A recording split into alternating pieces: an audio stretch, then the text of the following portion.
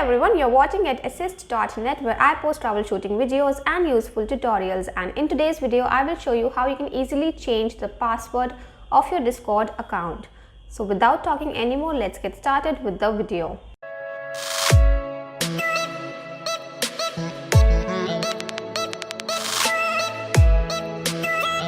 Alright, to change the password of your Discord account, you have to open the app on the mobile device. And then you have to tap the Discord icon that is given at the bottom right corner. Now from here you have to simply go to my account where you will get the option to change password. So simply tap that.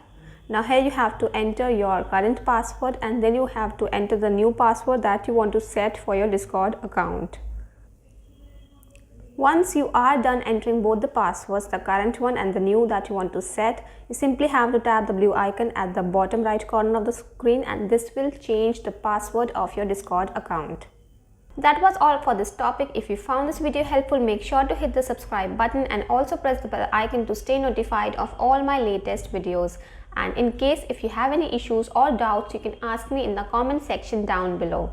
For more tech-related content, you can also visit my website, that is getassist.net. Thank you for watching.